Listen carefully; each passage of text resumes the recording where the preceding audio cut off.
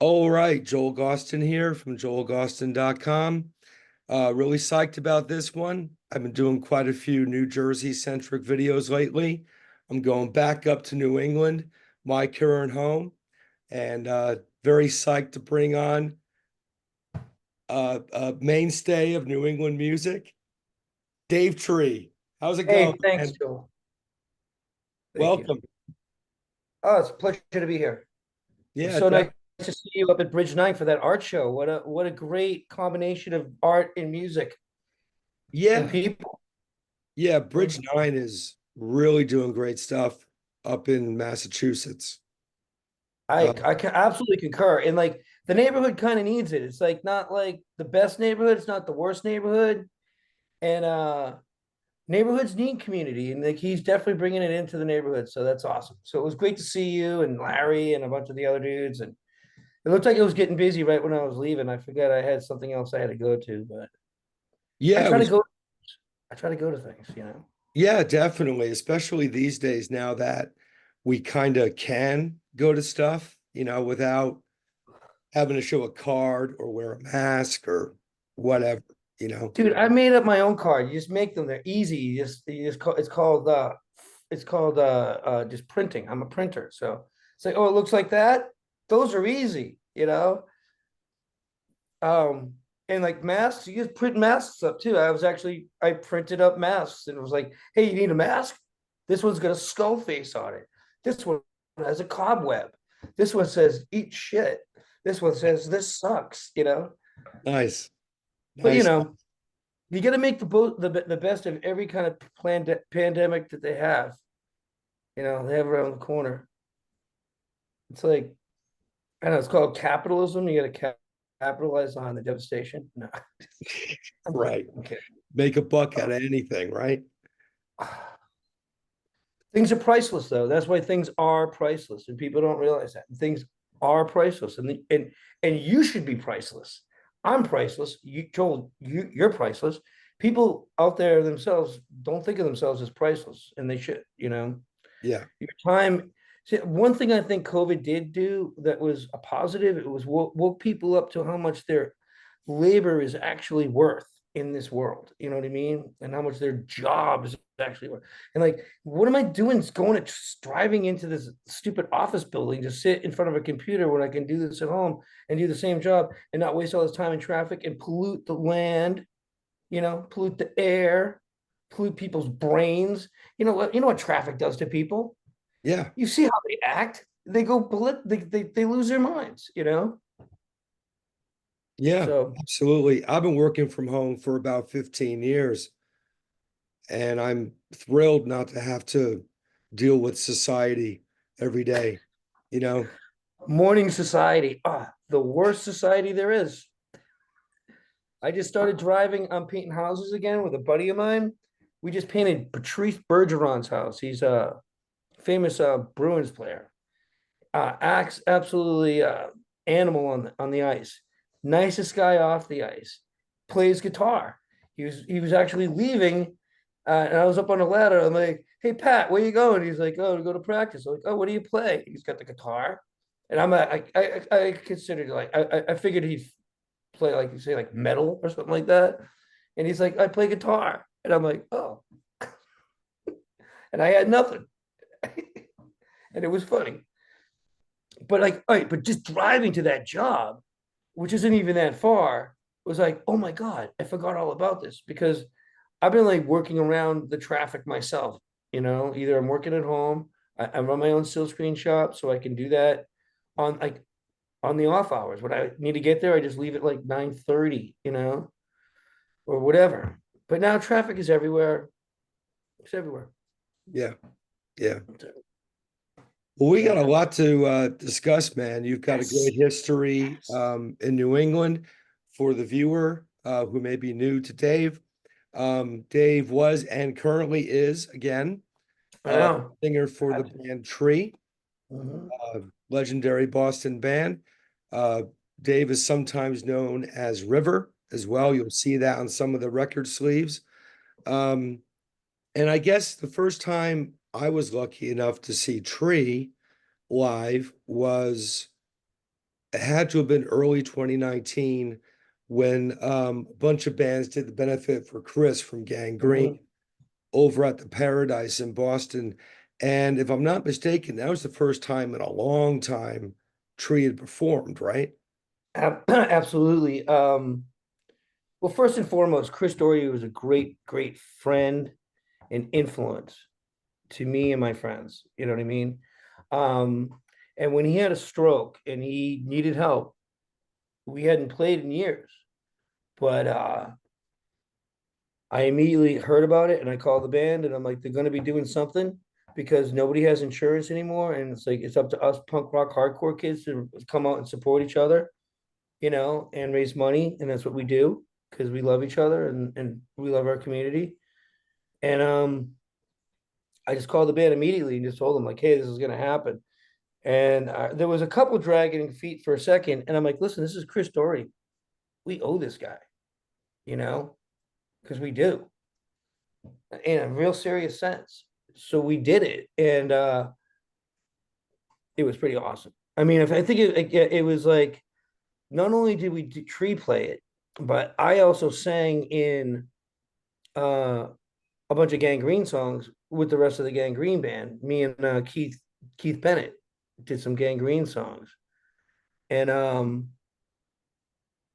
also emceed it. So it was like a busy night. It was awesome though, and Chris is doing. He's still alive and kicking. The spirit is still there. His body is slightly it has been diminished, but that's gonna happen to all of us. You know what I mean? Like so. Get used to seeing punk rock guys up there on stage, like leaning on something, you know, because the spirit's there, and the spirit's not going to go out easy. You know what I mean? The body's going to fall apart around us, but like we're going to be doing what we have to do, doing what the art demands from us. Absolutely. So you guys have been back pretty much since that time, right?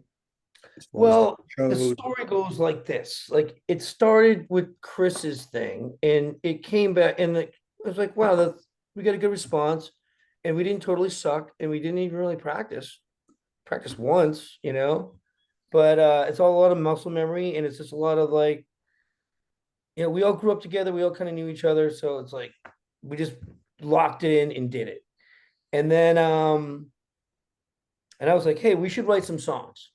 And the rest of the guys were like, yeah, yeah, whatever. And I was like, okay, I'm not gonna push it.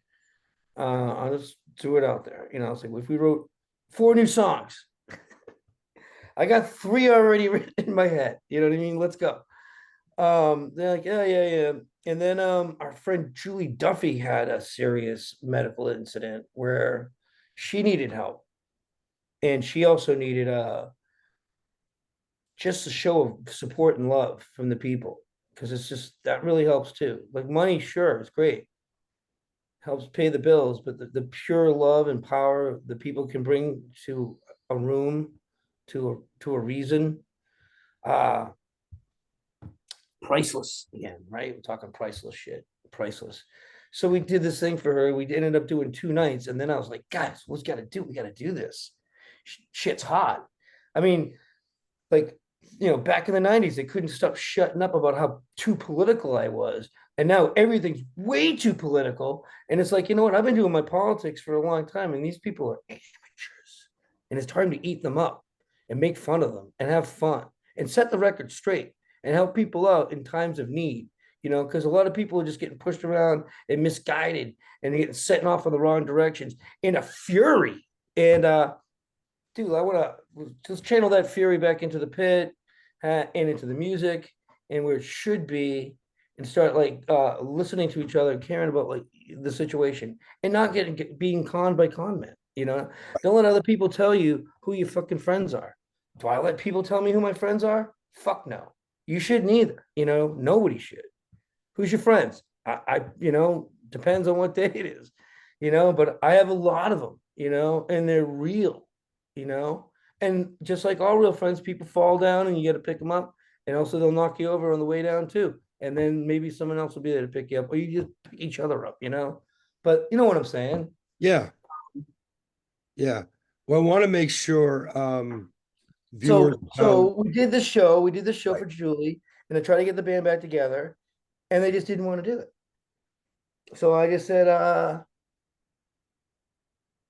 I'm just gonna do it without you. Like I need to do this. I'm running out of time. I'm like 56 years old now. I'm like, this was like 2, 3 years ago. I'm like, time is now. There's no way going. If I start a new band, that might be great. But Tree was always my baby. It was always my love. It's always my true choice and voice of like speaking to people. And I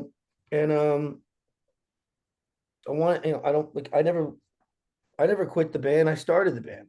I never quit the band. I started it. So I'll finish it. You know what I mean? I won't let anybody else finish it for me. So I just got other people, and that's been quite a journey too, getting new people and getting people trying to fit in. Cause like with Tree, I was actually pretty lucky. Like we all kind of grew up together. So we knew each other really well, and we could kind of get away with a lot of things that other bands would do to each other, and they would never survive that kind of crap. And and we did it. We survived for a long time. They don't want to do it anymore. It's great. They said, "Don't suck." I said, "Okay, I'm not gonna suck. I'm doing my best not to suck." And off I go. Right And on. it's just it's a hard choice because it's like, who likes to see a band that's half the band or just part of the band? It's like, I want to go see the band. It's like, yeah, me too. But this is the best thing you're gonna get right now, and I'll deliver. You know what I mean? I'll deliver. So that's what I've been trying to do. Yeah. You Well, know, I want to make sure we mention the fact that you've got some shows coming up very soon. we Uh, do.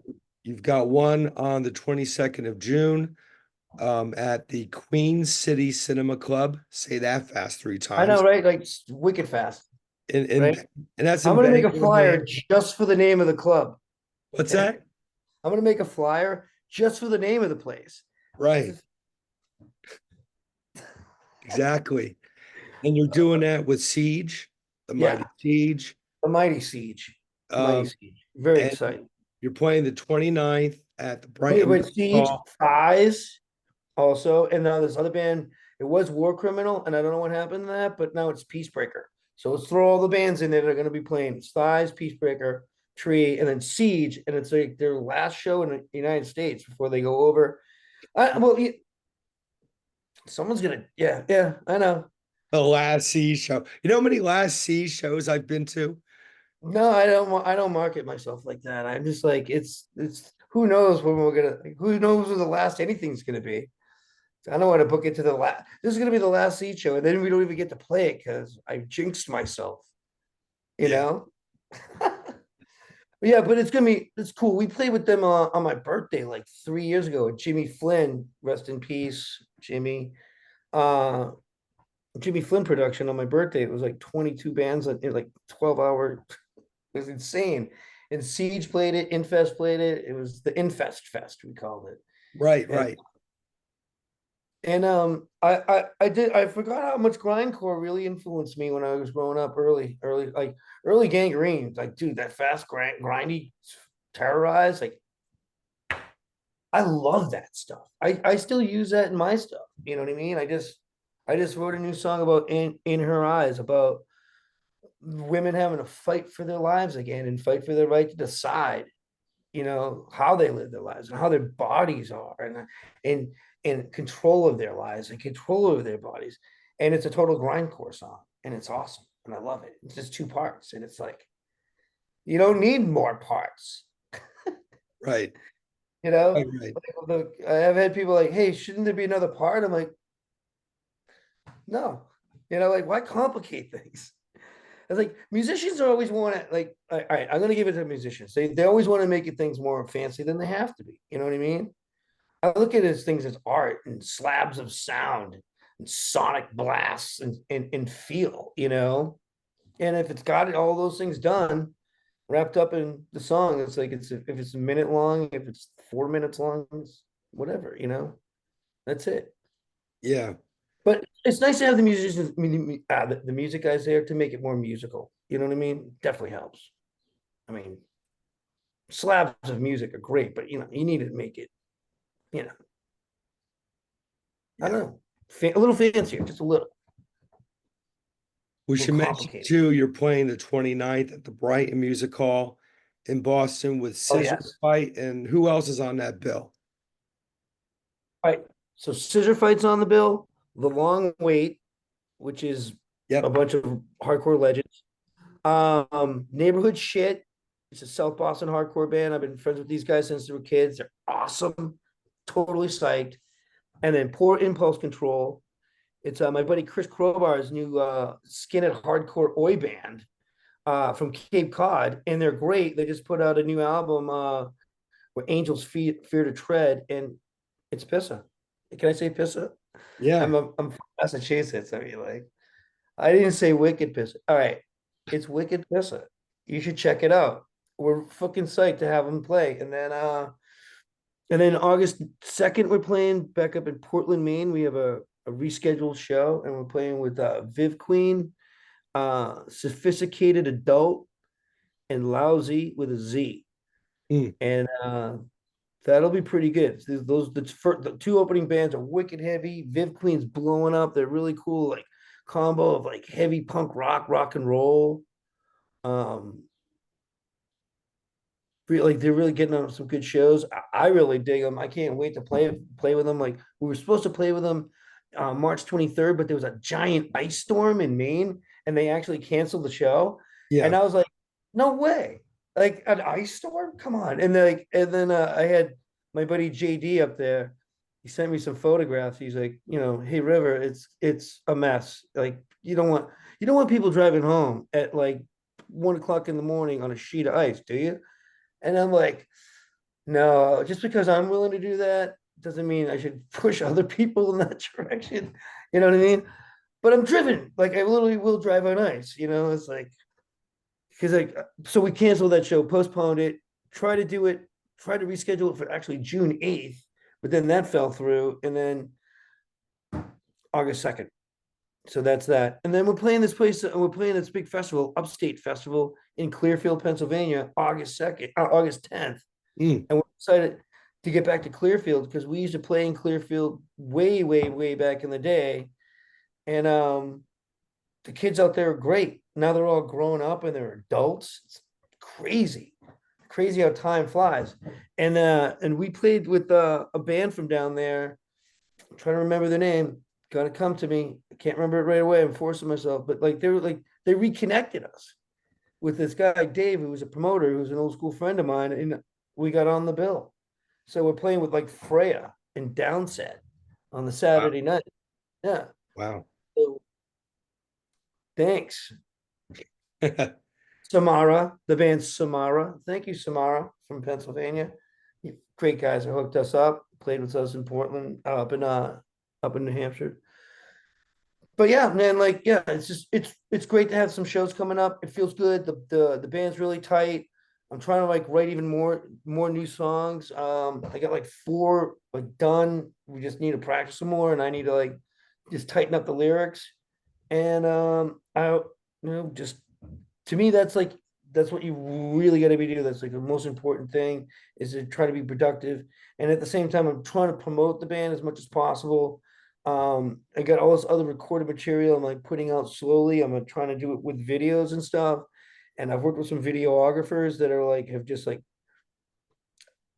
disappeared on me and like reappeared and then disappeared and then they've like kind of like faded in and out again. And then hopefully we'll get some of the stuff from them. But I'm gonna just start learning to. I'm gonna teach myself editing on the computer because I know how to edit on 3/4 inch tape. So I'm just gonna start making my own videos for my songs and be done with it. You know what I mean? Wow. Like I love working with other people, but like sometimes you just gotta take matters into your own hands and just do it. You know, and who knows? Maybe they'll come out good, and if they don't, at least I tried, and it's a learning curve, and got the song out there with something interesting to look at, even if it, whatever. But yeah, the Well, future's weird for me. Like I don't really know what's going on. We don't have any like labels looking at us. I don't know how to shop the band anymore. Just kind of like doing a thing, trying to do it right, and then let people take notice and see if anyone reaches out. And and it's like, hey, we want to put out some stuff, you know. Right. Well, you just mentioned you've got, a bunch of shows coming up. And it reminds me, a couple weeks ago, I was in Jersey, where I'm from originally. I was talking to a buddy of mine, and he was kind of like, there's not really much happening in Jersey club wise. I think there's like one club left where people play. Wow. And he's like, so what's it like up by you? And I paused and I thought, you know what? Boston and the greater Mass area, it's pretty fucking healthy right now. There's a lot of venues, a lot of bands. I mean, do you share that perspective that things are actually in a pretty good spot right now in Boston? Well, unfortunately, I lived in Boston longer than you have, so Right. I saw when it was really happening, and bands really hooked each other up, and there were a lot of smaller clubs that all these bands could get there, like sow their oats and get into these bigger clubs. But now all the smaller clubs have been crushed, and it's all just giant corporate event clubs. You know, they're like we got like what you got O'Brien's and you get the Midway. I mean, sure, you get like Roadrunner, but like I'm not playing Roadrunner. Mm, MGM, I'm not playing MGM. You got Big Night Out. I'm not playing there. I'm not even going there. I'm not going to Big Night Out. That place, big. All these bands play. I'd love to go see them. I'm not gonna go there. Can't. Place sucks too much. You know, House of Blues, or like you know what I mean. Another these giant venues. All right, so then you get the Paradise, then you got Bright Music Hall, which we're lucky to get into, right? But they're all Live Nation. That's all big corporate stuff, and they look at your numbers and all that stuff. And if Tree didn't do a good year's worth of like rehabilitating our crowd and just try to get right into one of those clubs, they would have just said no. In fact, they did. mm. Well, you And got the Middle East, and Sonia and that whole thing. yeah, we got them, but like if you want to put a show on there, it's expensive, you know. And if you get, if they book it and you're on it, then that's one thing. But if you try to book something there yourself, that gets expensive. If I wanted to book a show there downstairs, it would cost me. I mean, I don't know if I should tell you the numbers. I know the numbers. People would be shocked, you know. It's a lot. It's like pay to play, pretty much. So we pay the bands pay for at the door. The clubs don't pay the door guy, the bartender, the sound guy, any of the people working there. The door pays that. The band brings in the door. If we don't play there, they're not gonna. Who pays them that? You know what I mean? Right? I guess nobody, because there's just nobody there, and it's just an empty room. But in the old days, the club would pay them the salary, and they'd Right. get money from the door to pay for some of their salary for the people, but they'd be paying them from the bar as well, which they just don't do anymore. Right. Yeah. I remember playing at clubs back in the day where you got a piece of the bar. Hey, we did really good tonight. Here's good. It's like, wow. Um, so yeah, it's different. No, so it's the scene is healthy, but the places to play are can be difficult, you know. And that's why there's like the VFW halls and stuff like that. The Brighton Elks is great, you know. That's a good place. The VFW in Central Square, their prices went up. But it's a good place to see a show, you know, but like the prices went up, you know. Everything got expensive. I gotta like go back to the Hibernian Hall down the street from me and see if I can rejoin, because the room was $200, 300 capacity with a bar and a kitchen and a big stage and a parking lot, right? Yeah. You got to think of all these things when you're trying to book a show. You know what I mean? Is there a place to park? Is it Yeah. near the? Is it near any public transportation? You know? Well, that Uh, is the problem out there in that area, man. I have skipped shows, honestly, because I'm like, the parking is going to be a pain in the balls. oh yeah, And like I don't you're want gonna to go. put I wanted to myself go through it. see Dickie's band play. Defiant. They played the big night out or big night, whatever it is, down by Boston Garden or whatever the hell they're calling it now.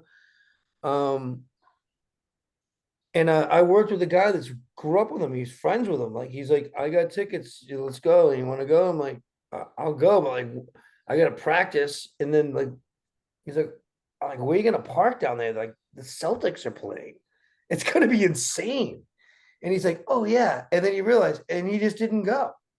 And I got out of band practice and he had a ticket he was going to send me on my phone. And I'm like, I'd have to go on my bike. You know what I mean? And it was already 9 o'clock. And I know, just, whatever. Well, But just real shit.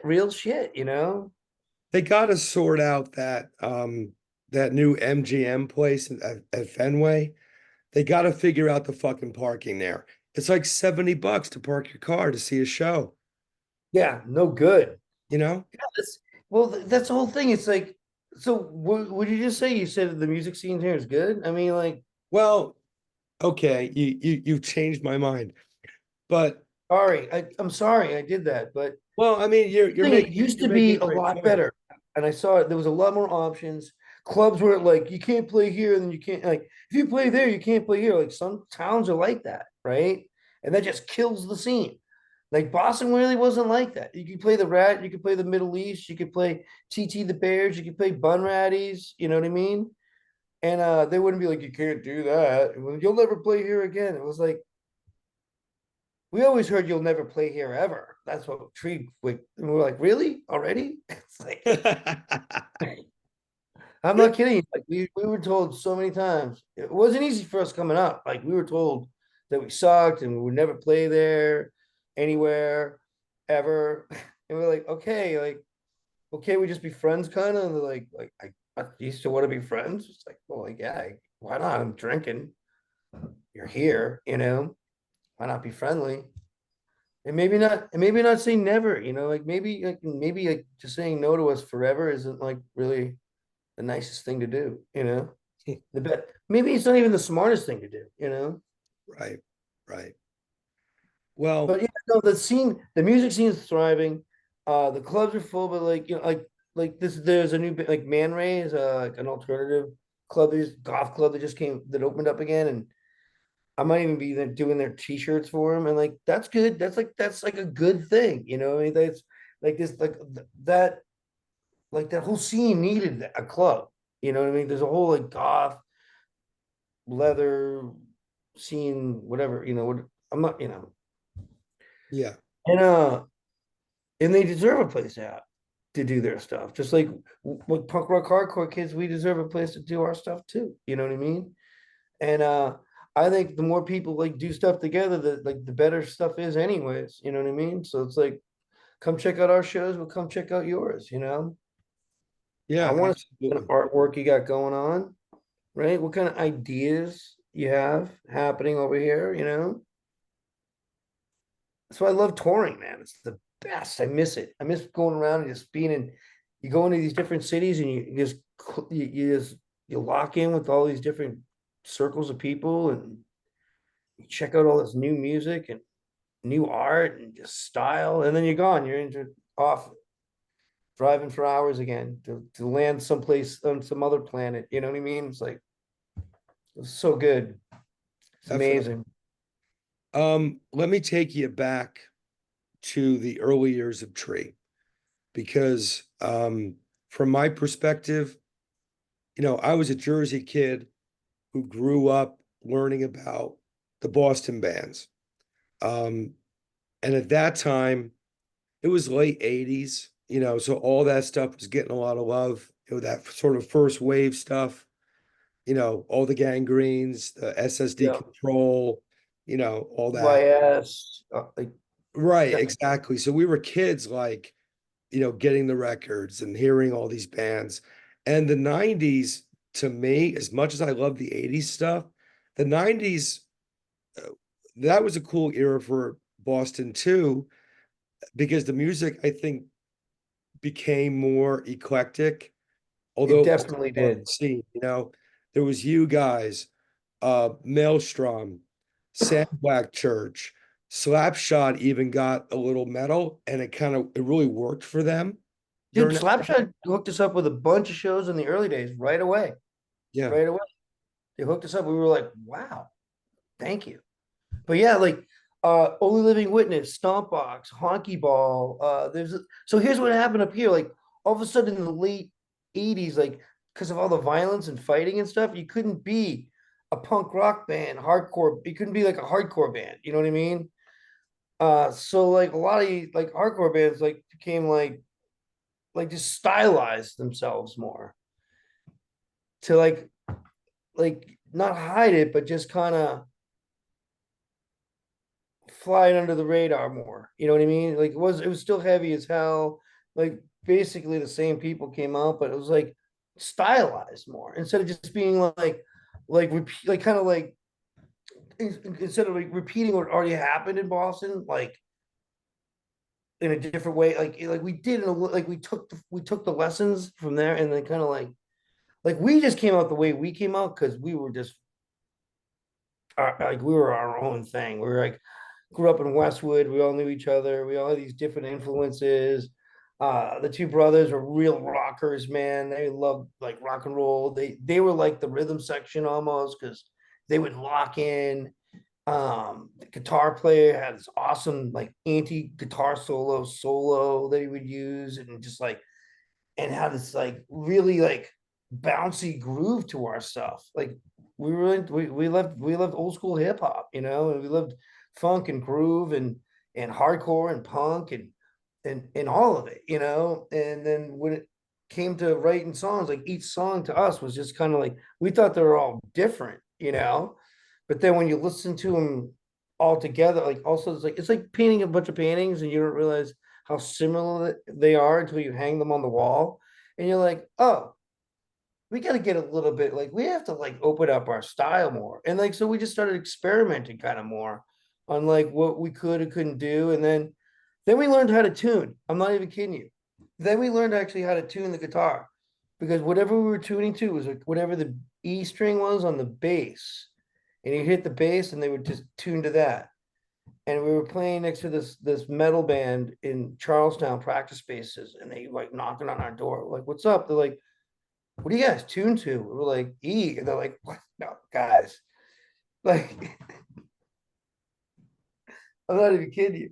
So we had this special tuning, and it was just super dirgy, and we were playing punk, and it was groovy, hardcore shit. And then we went to go record it for the first time, and the guy in the studio like tuned our equipment up. So then we went in to go play it, everything was tuned properly. We're like, wait a minute, what the fuck? I'm not kidding you. We're like, what happened? And then the guy's like, oh, I tuned your shit up. You guys were tuned to like low C or some shit. I don't know tuning. So I'm just like F, Z. You guys are tuned to Z again. And like, can we get back there? And he's like, geez, I don't know. So we tried to get back there and kind of did, but we ended up playing most of those. We ended up recording those songs in E Mm. instead of our crazy fucking tuning. And then, oops, there you go. Well, even when I was learning about bands in the 90s, and especially once I moved up here Yeah, 15 years ago, um, Tree is kind of a unique band. And, I've been a musician for a long time myself. And, people ask me what my musical aspirations were. And I always thought it was more important instead of having, a million people like my stuff, but kind of consider it disposable sort of background music and whatever. I would rather have 1,000 people who really fucking got what I was doing. And Tree is one of those bands where, the people who know Tree fucking know Tree. Like they feel what you guys did. Um, I mean, there are Tree fans, there's stuff online, people are just like paying tribute to what you guys did. And that's a rare gift, man. And when you look back, especially at the original era of the band, what do you think it was? What was that mixture of ingredients that made it to where you ultimately became one of those bands that people really fucking held on to and respect even now. I'm gonna tell you, it was simply that I think one of the biggest things that made Tree a successful band was that we loved our fans to death. We respected them, and we showed them tons of love. You know what I mean? There's tons and tons and tons of love. Send them Christmas cards, birthday cards, and stupid stuff, but like real stuff, like. And it was back when it was like, there wasn't computers. We didn't have the internet. So we were actually hard copy and mailing people Christmas cards and stuff. And the fans, after the shows, we'd hang out. Before the shows, we'd hang out. Um, like it really made a difference. I couldn't like. I think one of the reasons why some people liked us right away is because our songs were kind of simple. You know what I mean? And that was like they're catchy and simple, and there was an idea behind everything or a joke behind everything, and we had this umbrella of like, yeah, we're saving the planet, because someone's gonna do it, assholes, plant a tree or die, and pick up your litter and stop being lazy. That's just lazy, and like, you know, and it turned really into something like I really cared about. I mean, I already cared about it anyways. I cared about, I named the band Tree because I love trees and the woods, and I was already like writing "Plant a Tree or Die" as like graffiti everywhere, and it was just like, what, we had these simple little like hooky things, and people either loved it or hated it, but it resonated. And then when they met us and they hung out with us, and they'd be like, "Oh, we hate your music." We're like, "Oh, that's okay," and they'd be like, "Yeah, like that's cool. We don't care." Oh, all of them, like all of our music, like we don't have a single song you think's good. None. All right. Well. All right. Oh well. Oh, what band are you in? Oh, no band, no, nothing. You give nothing. You're just like a critic. Okay, all right then. Let's drink beer and just in this parking lot and skate. Who cares? You don't like our. Ooh, am I supposed to? My feelings are so hurt. It's like, yeah, it's better when people say they like us. I mean, I was honestly surprised when people did. When kids started singing our lyrics, we played out in Western Mass for the first time, and kids knew our lyrics. I was like, how the hell do they know the lyrics? We only have a tape out. I mean, the lyrics are on the tape, but it was like, once again, there was no internet. You know what I mean? It's like everyone knew the lyrics. I was like, holy fuck, these kids are awesome. You know, so it's not about but like, so we weren't like making a shitload of money, but we knew that we were like connecting with these kids and making a difference. We're also like, I also use music to save myself from like, I don't know, like self-destruction and like prison and suicide and stuff like that kind of shit. I use music to save my life. So I see that in a lot of kids. So I click with them and I go, hey, I see what's happening. Use music. Like, care for yourself. You should come first. You're important. You're priceless. Yeah, fucking A. Absolutely. And that's what this whole thing is meant to be, man. Music is supposed to be a And life. that's why they're like, I remember that time I was fucking hating it and I called you up. You brought me in, or you hung out with me and you came over and we hung out, smoked some weed and listened to some records, shit like that, man. Like Jimmy G, like we just lost my good friend Jimmy, and like he'd be like, "Hey, can I come over and hang out?" I'm like, "Yeah." And he'd come over and he'd bring on a bunch of beer, and I'm like, "Do we need all this beer? I mean, I'll have one, I'll have two, but like, there's a lot of beer here. Like let's put them over here and just we'll sit over here.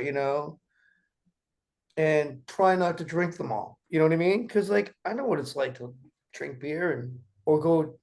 So I drink and I excessively drank. So I also know what it's like to have problems with drugs, alcohol, or this excessive behavior. That's not good for you. You know. So when I see that, I'm very empathetic, and I tell people like use the music to help you. This is what the music is designed for. It's here to design for you. It's your medicine. It's my medicine. Come down here, feel it. Dance your ass off, sweat your ass off, smash into people, smash into me. Sing into the microphone, and spit all over the place. And let's get it on. Cause like that's and let's get it out. You know what I mean? Because you want to hold on to negative energy when we can create this positive moments, these awesome moments in time who people remember, you know? Yeah, That's basically what we're absolutely. trying to do. What's life? But great moments in time that you can remember back when you're dying, or right about when you're about to die, or whatever. The energy of creating these awesome moments for people creates awesome moments for you. And it just, you know what I mean? It's like a karma thing. It's a chain reaction of either positive or negative. So let's make it positive, you know? Absolutely. Absolutely, man. Um, I know you have some experience in journalism, so I wanted to kind of get into that a little Dude, bit. yeah, yeah, yeah. So I went to school for journalism, like to Framingham State College. It wasn't a great, it's not like a fancy journalism school, but it was a decent journalism school. And I learned how to write, you know, the whole pyramid structure of journalism, and then I got really into photojournalism because I'm like can't edit a photo, and because like they can edit your story, you know, you can write an awesome story, a powerful story, and then you hand it in, and it doesn't actually ever get out there. It's like the piece is there. It's like that's I could never have that. I would that would drive me absolutely bonkers, you know. So I'm like, oh, photography. I'll be a photojournalist. So I moved to photojournalism thinking, okay, photojournalism, they can't edit the photo, but they can by just not showing it. You know what I mean? So like, so how do we talk to people and tell the truth about real shit? I gotta be an artist. What's the best medium to actually establish this? I'm already punk rock hardcore as fuck. You know, I've been going to shows for at that point for a good 8, 9 years. Love the music, love the message, connected to it immediately. Uh, when I first heard it, uh, stuck out in the suburbs, I saw the class, heard the class wars, felt it, smelt it, heard someone singing about it too, and I was like, nice. They know what the fuck I'm going through. They see it too. Someone else saw it too, you know. And and then it's like it's like when I grew up listening to Irish music. It's like this rebel Irish fighting music, you know, and sometimes it's this beautiful music about losing someone that you love, and it's just like it's got meaning and it's got depth and it's got power. And then when I first heard punk rock for real, I mean, I was like, wow. I mean, I loved rock and roll really blew me away when I first started listening to heavy rock and roll. But like when I heard punk, I was like, damn. I remember hearing Refrigerator Heaven by the Freeze on Unsafe at Any Speed. Hmm. And it's just fucking this back and forth song where he's just like going, like telling the story about a kid gets locked in a refrigerator because that used to happen. You know, that's why they take the doors off now. And it's just this devastatingly sad and brutal song. And I was like, it just, it's like, wow. It made a serious impact. And then when I found out, like, then I heard Gangrene, and then I found out Gangrene's like only a couple years older than me. And then I saw these kids in my junior high school. Well, I was in junior high, and they were in high school. They played in a band called Topol, and they played the school like talent contest, and it was awesome. They played like a full set, and it was like played 10 minutes. Every song was like a minute and a half, and they're all ideas, you know what I mean? Like they're like 10 different ideas out there. And it was just blistering, and I was like, yeah, yeah. Changed me. I was like, dude, I gotta go get into this. I gotta do this. And then as soon as I could do it, I did, you know, like I tried a couple times and didn't work out, but like I just started writing lyrics, coming up with ideas for songs and being like, just gotta do it like that.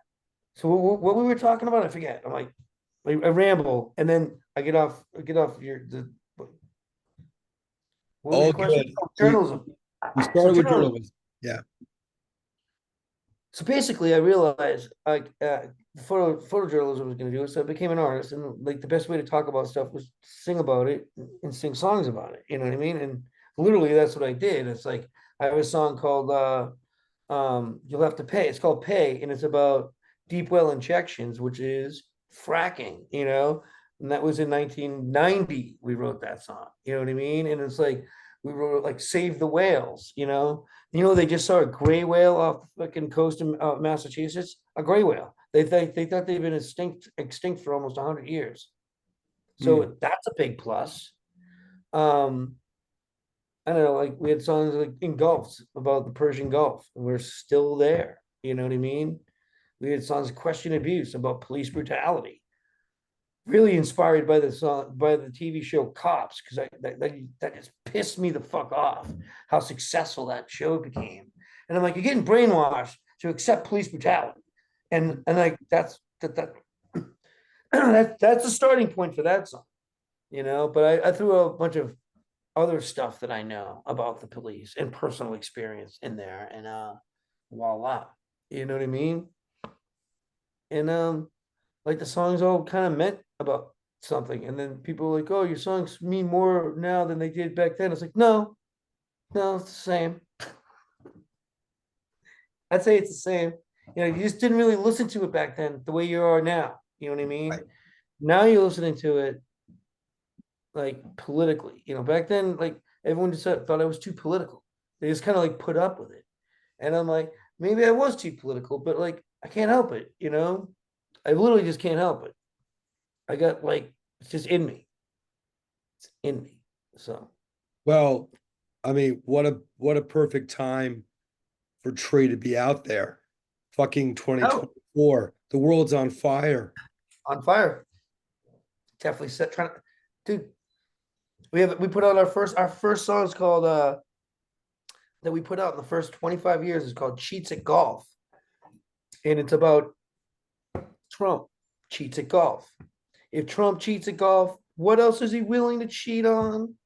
He'll cheat on you. And those are the lyrics of the song. Oh, that's it. Very simple. But it's a whole awesome song. Ripped it up. Sounds great. Made a video out of it. It's really funny and instantly polarized people, but actually kind of like won people back over. Hmm. Because like I love you guys, but I hate that song. Like, why? Well, because I love Trump. I'm like, yeah, but Trump cheats at golf. So what's the problem? You know what I mean? Yeah, but yeah, it's just like so like just like it's just like any art. You have to start this breaks through the fucking bullshit, man. Hardcore and punk rock was supposed to make breaking through the bullshit. You know what I mean? Now a lot of that shit's all muddled up. You know, I don't feel like it's muddled up. Like for me, there's right, there's fucking wrong. There's left, there's fucking right, and there's wrong. You know what I mean? And it's like the left ain't strong enough, the right's out of control. You're gonna cry about Antifa? Are you fucking kidding me? When you have like all these fucking, you got the Boogaloo Boys, you got the 3%ers, you got the fucking 1%ers, you got the Proud Boys, you got all these militias. They're all like armed to the teeth. The militia are just like the punk rock anarchist kids out there fighting the Nazis, and they turn them into like some kind of, I don't know, like terrorist force. Please. Like they're kids putting their fucking life on the line to stand up against the Nazis, because the Nazis are marching through our streets while the people that are complaining about Antifa supposedly don't like the Nazis, but won't go stand up and do anything about it. You may have a different perspective from mine, which is why I'm bringing this up. Do like My perspective, we went through COVID, you know, we had a presidential election during that time. Trump is still in the picture. The world is on fire right now. It has been this entire decade so far. so far. But Absolutely. I'm looking at this stuff, Dave, and I'm thinking, where's the fucking punk rock? Where are the songs? I'm seeing a bunch of people post memes, share memes on social media. Where are the fucking records? Am I Yeah. just not hearing it, or is it just not there? I think Well, it's there. you know what? You know what? I'm gonna say we're just not hearing it. Honestly, because I have faith in the punk rock kids. I have faith in the old punk rock kids, and I have faith in the young punk rock kids to be upset about shit like this, to be fucking infuriated, and to write songs about it. And I know they are. You know what I mean?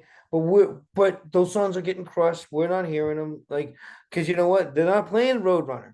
They're not playing MGM. They're not playing Big Night Out. They're not. Oh wait, do I have how many more do I have to go to? They're not playing the Middle East either.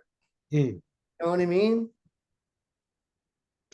Yeah, it's a good point. I mean, in a way, We have to believe that that's happening. right. I believe it's happening. Do I believe it's happening enough? Absolutely not. You know what I mean? Absolutely not. It because like if it was, we you definitely hear more of it. You know what I mean? And shit, I got political songs. I got my next. I'm working on a song right now, brand new song. SWAT the cops. Boom. Right? Kicking in their door at 4 in the morning. And it's all about like it's all about it's like you know what swatting is, right? When the SWAT team just kicks in your door and shoots up your apartment and kills you, you know. Well, how about if we just do it to them? And then maybe they'll stop doing it. You know what I mean? Oh, do you have to learn the lesson by killing your children? Okay. Or killing your wife while she dies in your arms, and then we shoot you, but you get to live. Just suffer through it. Oh, wrong apartment. Sorry about that. Our Hmm. bad. Not no, none like it's not even fucking funny anymore, dude. SWAT the cops. I have another song called "Bye Bye Boston Goodbye." Guess what that's about? It's all about fucking gentrification, not being able to live here, not being able to work here. Like, sure, we can build these buildings, but you can't afford to live in them. And in fact, if you stand in front of the building for too long, dressed like that, we'll ask you to leave. But It's I like built going, this place. I it's built this place. I'm sorry. No, it literally happened to my buddy while we were standing there. He's talking about the building, and the security came out and asked us to leave. And he's like, "I built this place." mm, Like my cousin's a big crane operator. He built the building that we were standing in front of as well. And I'm just standing there looking at the security guy. I'm like, how much do you get paid an hour to be an asshole? Is it worth it? You know what I mean? Like, is that worth it? Like, think about like what you're doing for a job and what you're doing for money too. You don't just do anything for money. I won't just do anything for money. Are you kidding me? Like, you have to think, you have to walk this world with self-respect, you yeah. know, and then giving other people the respect they deserve and the dignity they deserve. Fucking and not be stripped of all this shit because it's my job. No, fuck that bullshit. You can't hide behind it's my job. It's either you're gonna be an asshole or not. So Well, I don't know if you've been to the Bowery in New York so last few years. Different world. what is it? Is it fancy? It must be super fancy. Oh, it's fancy as fuck. You go to where CB's used to be, it's that Varvatos fashion bullshit now. I went in there, I'm looking at the shit for sale and I'm like, I can't afford to buy really anything here. I used to play this fucking place, you know? Yeah. So No, it's just a different time. no. It's not a different time. It's the evolution of capitalism. This is the end result. What do you think it is? It's all about the smaller and smaller people controlling more and more of the wealth, and until there's finally just one person or one entity controlling all. Because that's capitalism. Right. It's like they crush all the competition and all inside jobs, all backside, all behind the scenes shit until there's just one dude, or one definitely one white dude or robot. Who the one AI fucking program is gonna run the whole thing. It's like who the fuck knows if we're being run by AI already on this shit? All Right. this fucking false jacked up real estate fucking pricing. I paint houses. I see it. I see it all the time. I'm in the business. I'm in the rock and roll business. I'm in the blue collar business. I'm in the art business. I'm in the art curating business. I'm in the straight up propaganda business. I've done radio. I've done radio. I was a BCN DJ.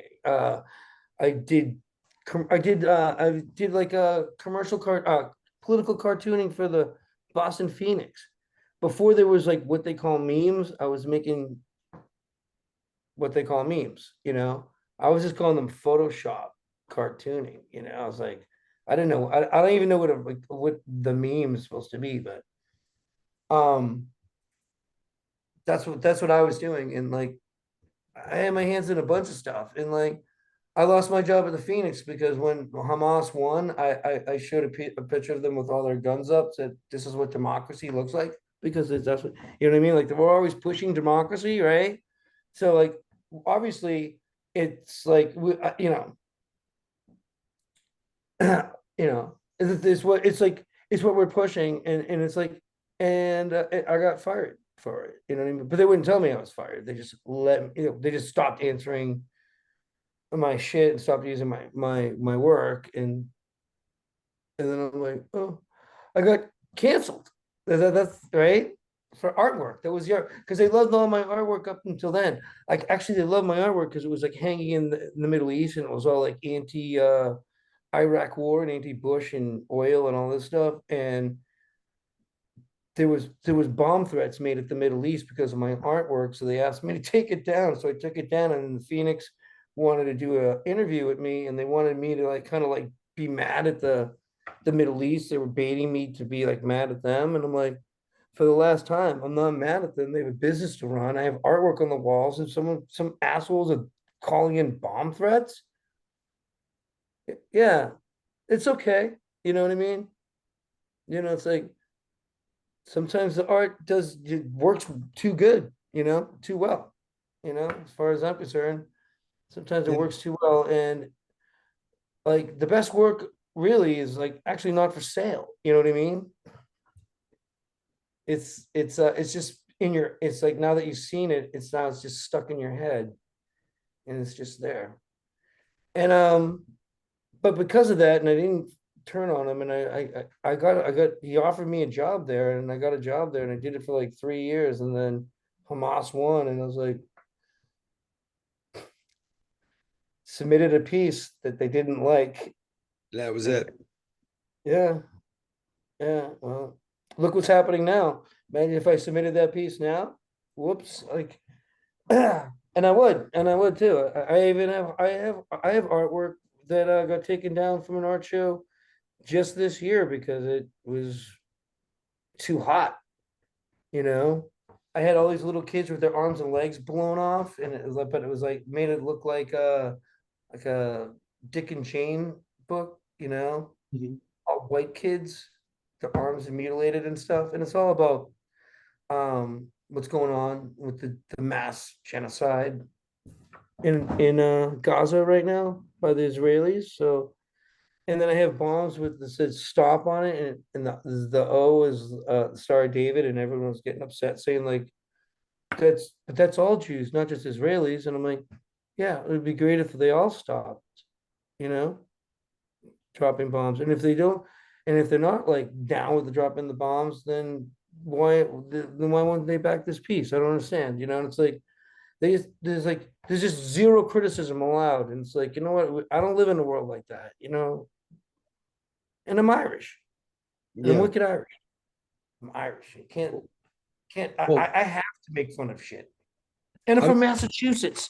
And I'm right. fucking Massachusetts. It's all about getting the shit on someone. It's all like taking the crack out of you. You know what I mean? Right. It's like fucking with you. It's like I grew up getting fucked with. Okay. You're gonna get fucked with too, if you like it or not. It's just the nature of the fuck with, you know? It's Right. Massachusetts. You grew up like getting tortured. Just the way it was. I'm from Tortured by Jersey, your man. fucking I, huh? I'm from Jersey, and if my balls weren't busted every day, I'd be nervous nobody liked me, you know? Good point. And so, see, Jersey and Boston is very similar in that matter, where it's just like we take the shit out of each other because we love each other, really. And it's like, but the Irish have a different way of doing it. It's more, I don't know. It's just they do it if they like you or not. You know what I mean?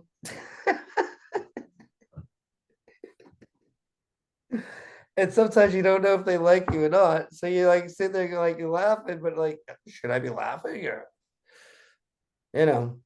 But yeah, it's like everyone's up for criticism, man. It's like, look at the all right. So we'll make a point this point. All right. When the IRA started blowing up kids by accident, they lost all the support of the people.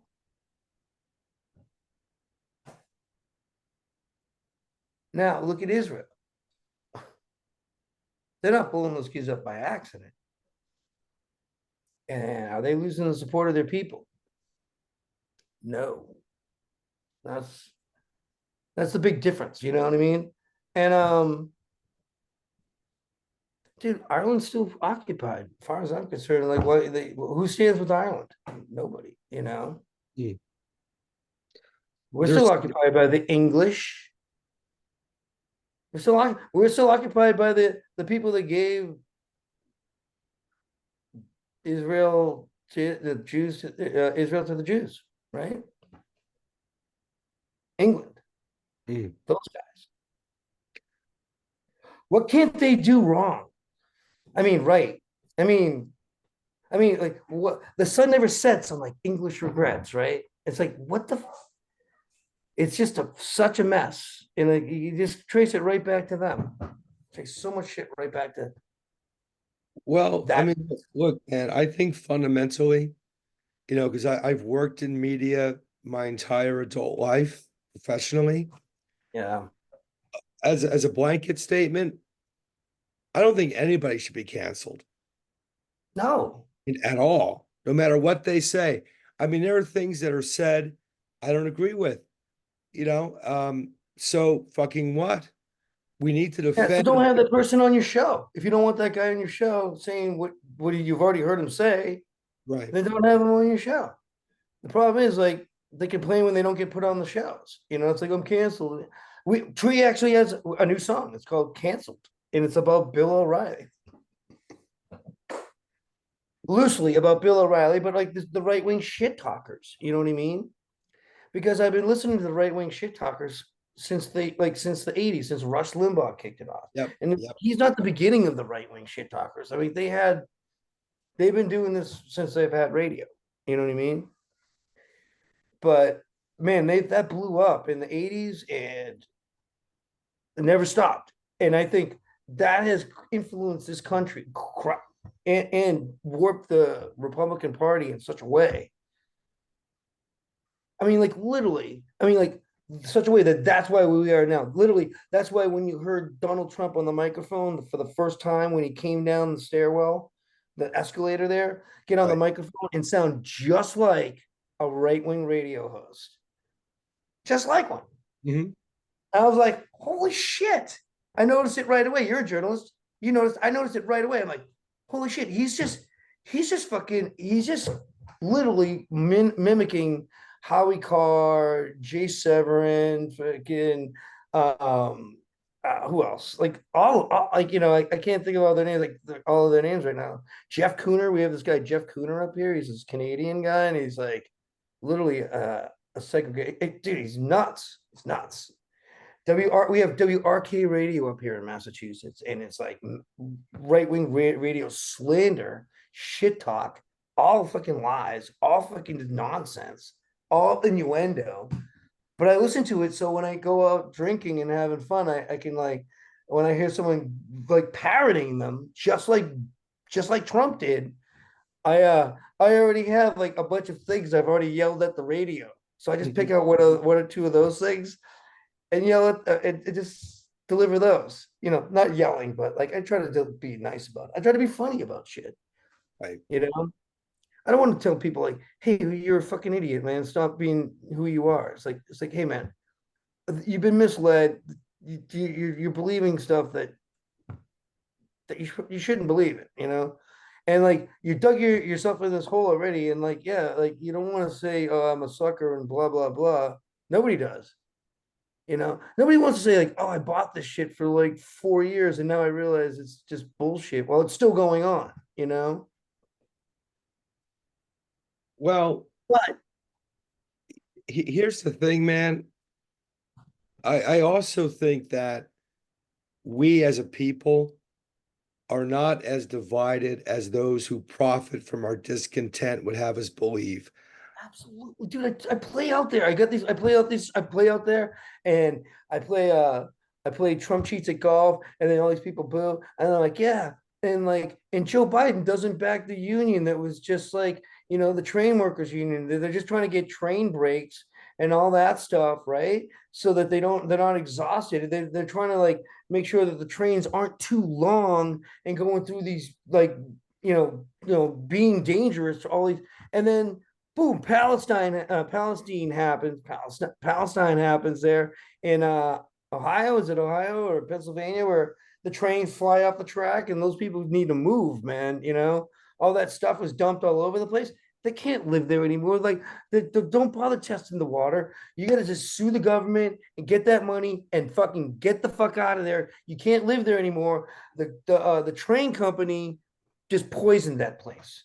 Hmm. And Joe Biden could have backed those the train workers, the union, but he didn't. He didn't back them, right?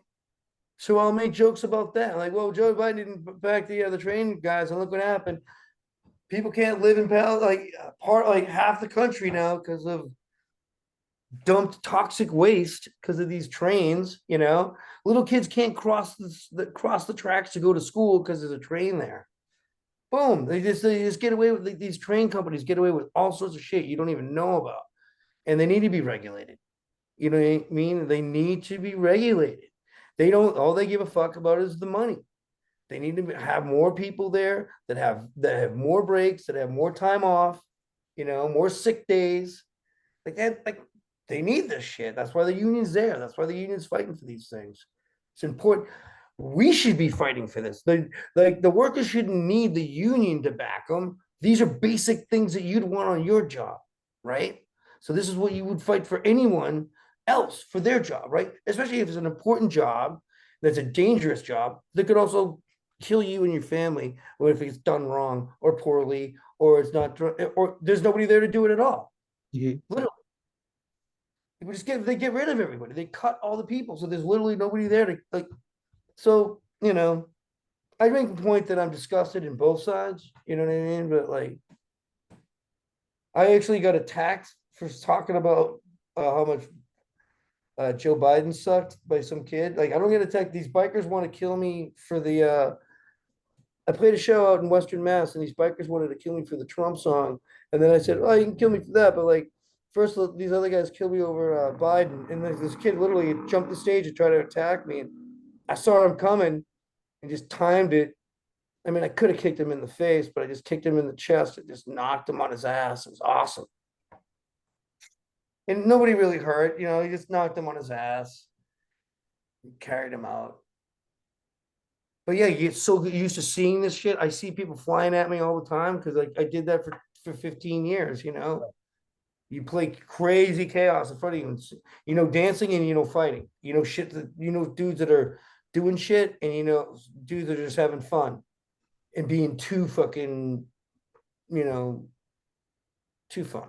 You know, You know what? well, the too fun guys sometimes can be even more dangerous than the guys that are trying to be dangerous because the Oh too fun yeah. guys don't even realize they're dangerous and like just having fun. I'm like, dude, yeah, but you're crushing people. You know what I mean? So Well, I'll tell you what, man. I used to travel extensively in past work, like 150 days a year on the road. So I've been all over this fucking journalism country. as a Yeah, journal. yeah. Okay, go on. Um, but my point in bringing this up is I can really attest to the fact because I have been literally everywhere in this country. Me Most too. Me people too. I've most people I've encountered, they just want to get through their day and not have something big fall on their head from a great height. That's all they fucking want. Most people are cool. Most I'll people, make it even more. Yeah. you know, like No, I'll most make it people basic. will, I'll make it even more basic, dude. We toured around the country for 10 fucking years solid in the van. We stayed with Aryan biker gangs. We stayed with like rock and roll, like Hall of Famers. We stayed with Hollywood movie stars. We stayed with homeless people. We stayed with like real hobos, like the older hobo people, right? We played in thousands of shows, met people all over the streets in some of the worst neighborhoods in the city, worst cities ever, parts of the city. And we all won one. People want one thing. They want to be happy. They want to have a job. They give some kind of like respect that pays them. They want to have a family.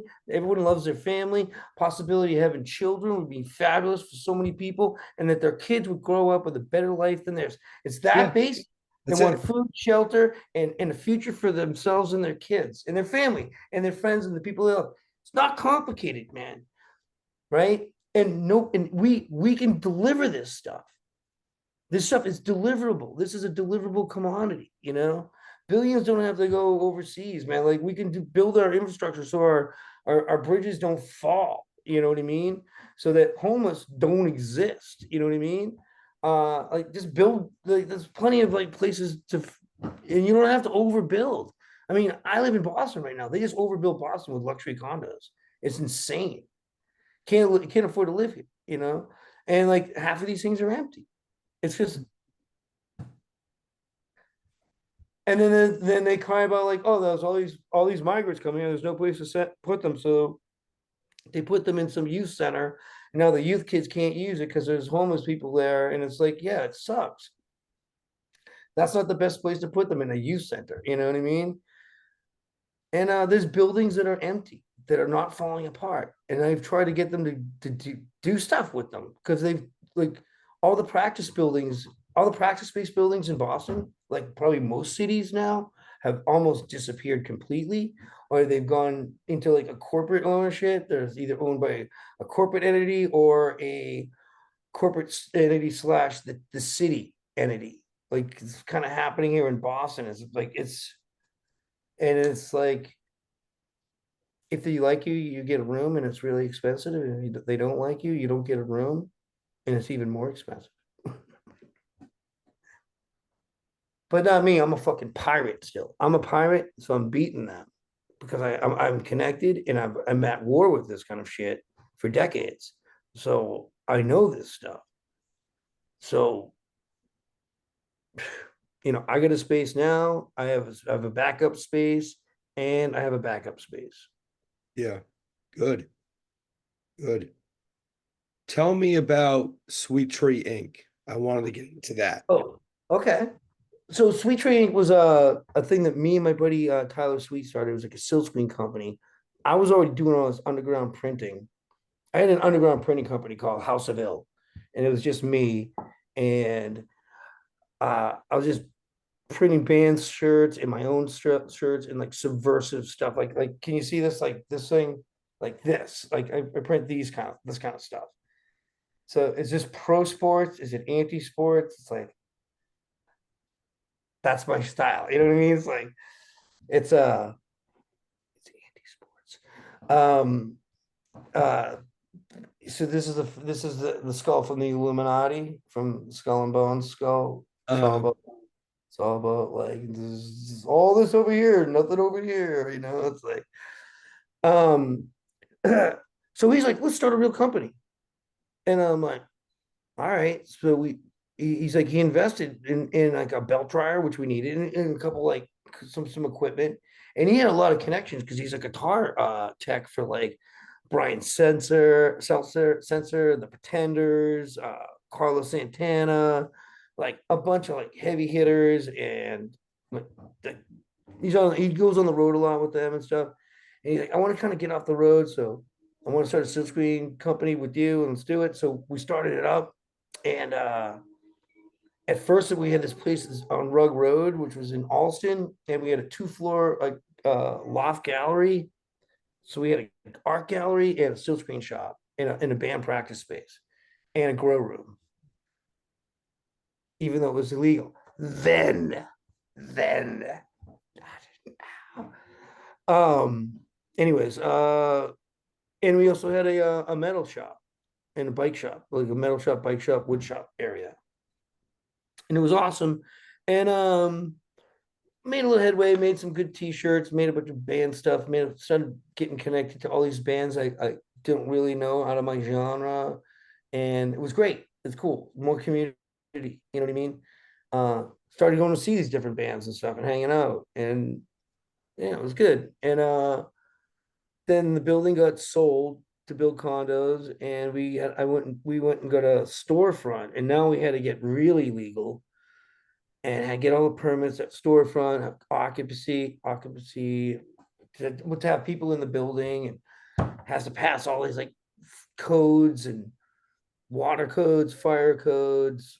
Like because I'm dealing with toxic stuff, I have to buy a water filtration system. So that was like a bunch of money and all this crap. And it's just a big pain in the ass. And then I realized, oh, I just got to bribe this guy. And I just bribed him. And it was like, oh, I'm not even kidding you, dude. I'm like, oh, dude, just bribe him. I'm like, oh. But yeah, some other guys, like, the guy's like, just bribe him. I'm like, really? He's like, yeah, that's what I did. I'm like, ah, shit. But we had to do stuff we had to do anyways, right? And so that lasted for a few years and that was cool. But then my partner also just faded out. Boom, gone. And I was like, oh man, I can't afford to play this. This is gonna be a lot. Da da da da da. How am I gonna do this? The landlord was an Armenian friend of mine. His family owned the place, and he was a drummer in a metal band, like a death metal band. And they were really good. And he just made like, because I could do stuff, like I fixed the basement of my place. He's like, can you do that on my side? I'm like, yeah. And he cut my rent in half. Mm. He paid for all the material. I didn't charge him anything, and he cut my rent in half. And then he gave me two grand. So then I just did that. So when I did, and then that got sold, and I ended up moving my shop out to Worcester. Mm. So I live in Watertown now. It's like so it's a little, it's 45 minutes away when there's no traffic. When there's traffic, it can be up to 3 hours. Yeah. Yeah. Right. So I started just like making all these designs and stuff. I gotta like get my own. I kind of gotta like up my game a little bit, but because like we were talking earlier, like a little bit before the interview, like I'm a total old school Luddite dude. Like I gotta get like I just download this Zoom program just to do this with you today because I've never Zoomed before. I thought I did, but I guess I was wrong because I went to Zoom you, and it's like, you need to download the Zoom, yo. And I was like, I do? I thought I already got Zoomed. To me, Zoom was like a TV show on PBS back in the day. Hmm. It was shot in Alston. 02134, send it to Zoom. I always remember that shit. But yeah, so I'm still doing it. I'm still printing shirts for people. Like I might do this shirts for these Man Ray people for their pride thing. And it's like they're giving me like 2 seconds to do it. So just, and I could charge them arm and a leg and just rape them all the coals. And I just don't. I just don't do it.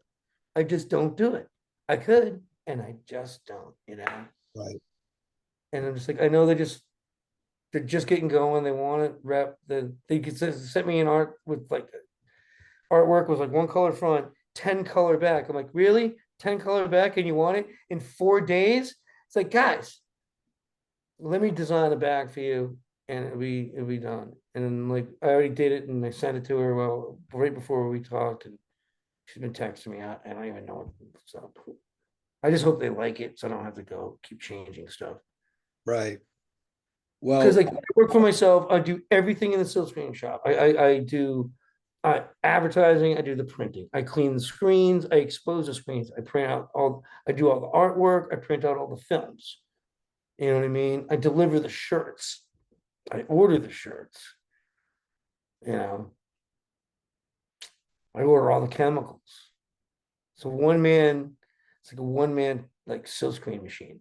mm, Owner, operator. Why don't well, you hire somebody? Like, well, I don't know. Like, well, how am I going to pay them? It's like, I'm not always working. It's like I don't always have a t-shirt job going. It's like that's just the reality of it. That's why I'm painting houses too, and it's yeah, awesome. yeah. I'm like painting this guy that just sold the guy that owned Hill Holiday. He's a big ad agency. He's a really nice guy. Gave me a really sweet bottle of maple syrup. I guess they have a farm up in Vermont.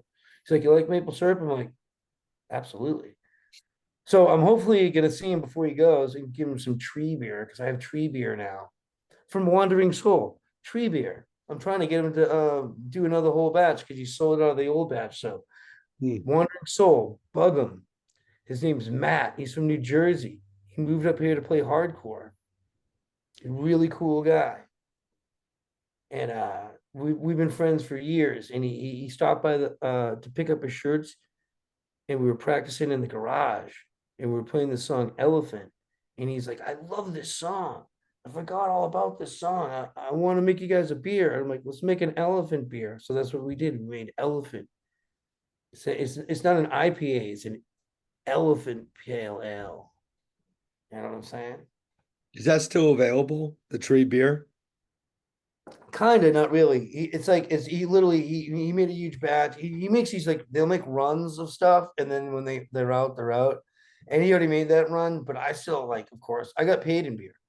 He's Hmm. like, how much money you want? I'm like, I just want all the beer. Like, well, how much money would you give me? And he gave me a number. I'm like, how much beer would that get me? And he gave me a number, and I'm like, all right, I'll take the beer. I'm not kidding you. And then I just give it away. It's for, you know what I mean? Because because more of a joy, you know. Sometimes people give me money for it or whatever, but Hmm. let's give it away. I've had like some bars like, hey, can I get a couple cases of that? I'm like, yeah, like you want to buy them and sell them in the bar? They're like, yeah. So I'm just like, all right, well, what are you gonna sell them for each? And then we figure out a price, you know what I mean? So they make a profit and I make a profit. And then I'm like, well, I don't want to like don't sell it for $12. You know what I mean? I try to negotiate the price for the consumer. Right. I'm right. I'm not just the guy trying to make the profit. I'm also trying to save you money. It's like, right? So I don't know. Let me bounce back to the past a little bit. Okay. Um,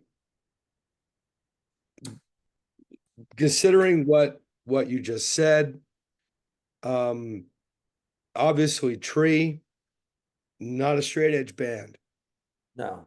But I know you guys were tight with like the Slapshot guys and others in that scene who were straight edge.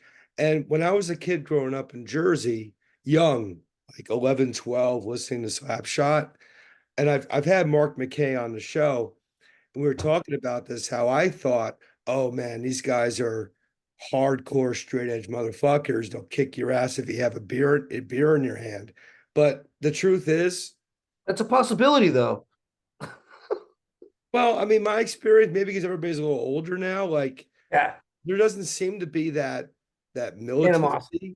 militancy. Like everybody kind of seems to get along. There's Well, no all right. Well, back in the day when straight edge first came out, I really liked it and respected it.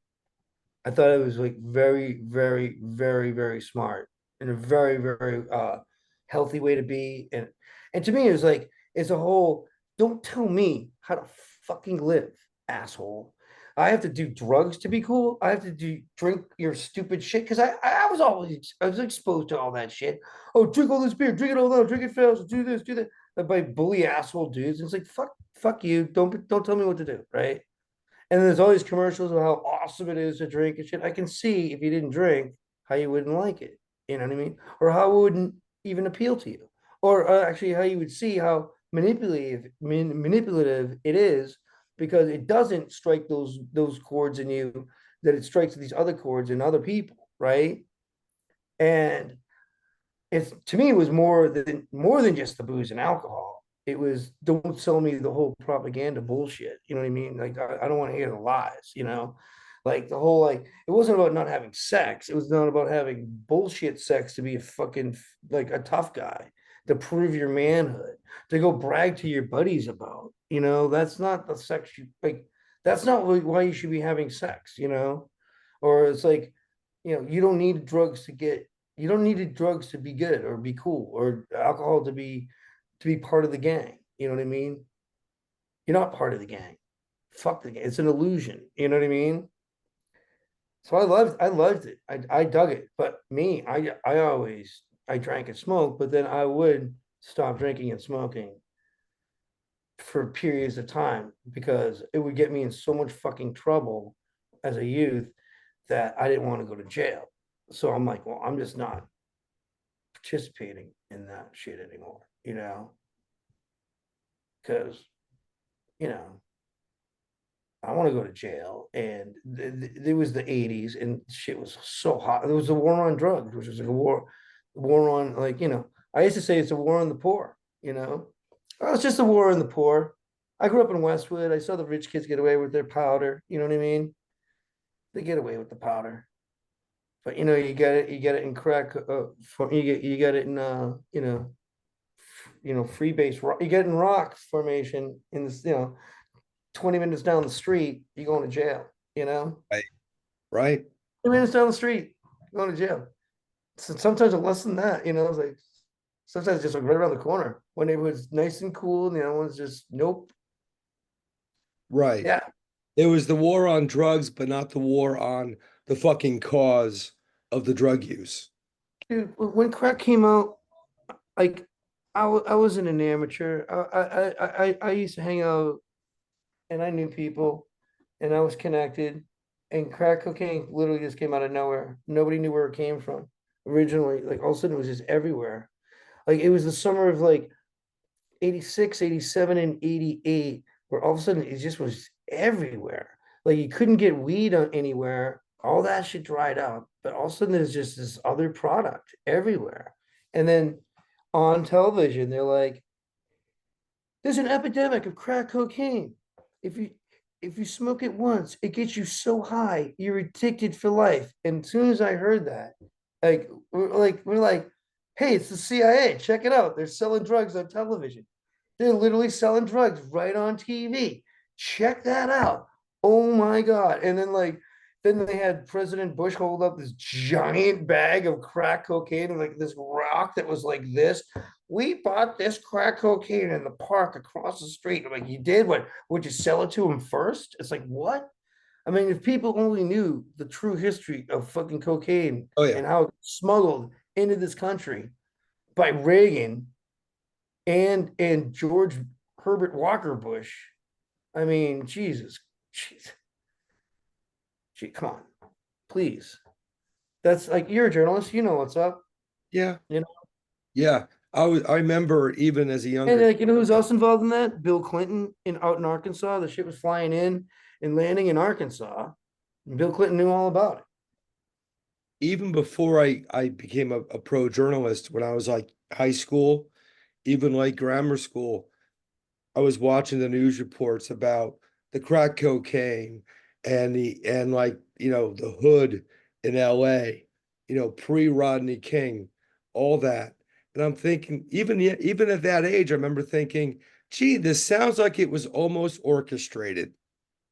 It Oh, sounds dude. like it was a plan.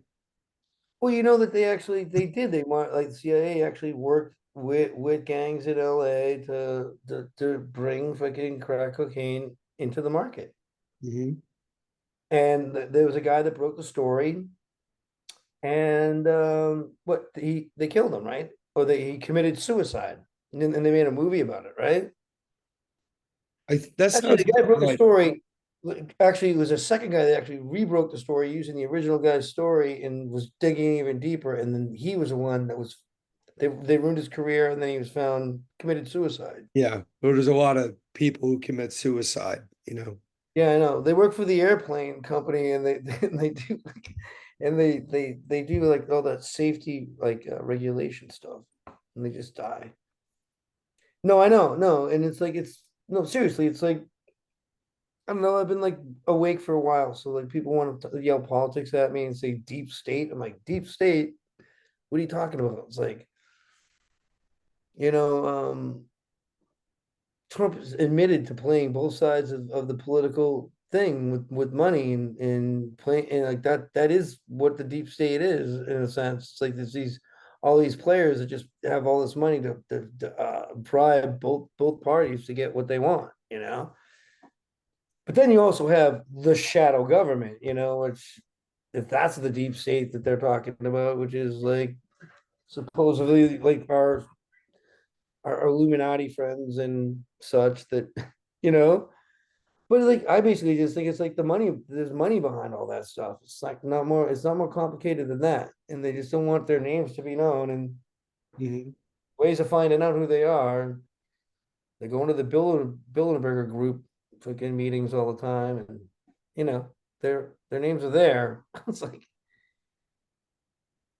but you know, what can you do? I'll write a song about it, you know, and then Well, what you maybe could, my whole thing is, professionally, there have been times I've had to focus on greater politics, but my day to day, I don't give a shit about the national government. I think it all begins with your community, making sure your local schools are set up. I walk around my town, I see shuttered business after shuttered business. where are That's got to you? be fixed. You know what I Where mean? are you? I live up in Hillsborough, New Hampshire. You Yeah, know, that's gotta change. it's been rough, but that's the thing. People focus on these mythical bobbleheads, who we'll never fucking touch. But what's your school district looking like? You know what I mean? What's your local government looking like? Are you participating? Do you know the names of the people in your local government? Do you have their contact information? If you have a young kid in school, what kind of education are they getting? That's where you start making change. You got to focus on your neighbors first. You got to look at the public library too. You got to go check that out because man, there's Yeah. people throwing books away in some libraries. Oh, I yeah. was at the public library in Westwood, and I'm like, what are all these bins in the back? And they're just full of books. And I went in and I asked the librarian, I'm like, what's all these books? She's like, yeah, they're just throwing like they're getting recycled. I'm like, what does that mean, recycled? You know what I mean? Like they're books. Like just like, can I have them? She's like, no. And I'm like, but like recycled how? Like trash? And she's like, yeah, it's gonna be recycled for paper. And I'm like, the books? So I went back there that night, filled up trash bags, took the books, right? Uh, didn't know what to do with them with them for a while, and then kept a couple of them actually, some good stuff. And then I took them down to like there was a new prison in Dedham, and I dropped the books off at the prison, Right on. right? Fucking great. Love books there. Yeah. On. There was a bunch of like encyclopedias and shit.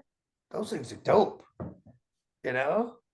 It's money. Good and yeah, so and the guards were like, get out of here. I'm like, I don't know what to do with them. They're throwing them all away. And like I went through them and there's like no bomb making ones. I kept those. Ha ha ha. It's like it's like, but it turned out, guess what? The guy, the CEO at the desk, right? Knew who Tree was, knew all about me. I knew his neighbors in Dorchester. Uh, and that's how it works. You know what I mean? And shit, my brother was locked up at the time. So I'm like, yeah, can you look after my brother? You know?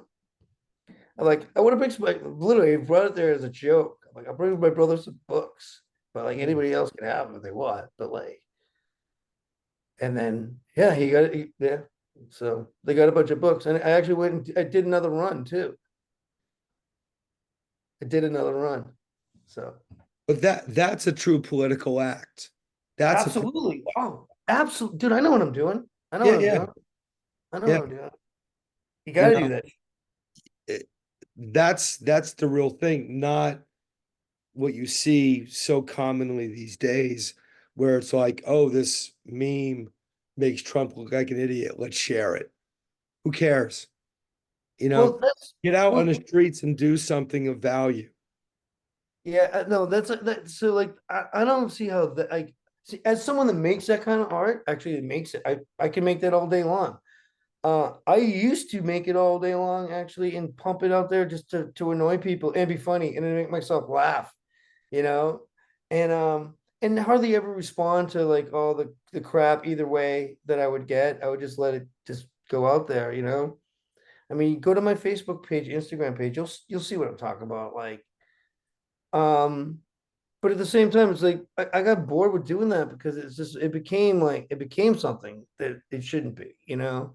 And it became like a cheap way of communicating like all these ideas to people without really talking to people. You know what I mean? There's no Mhm. real communication. There's real no like dialogue.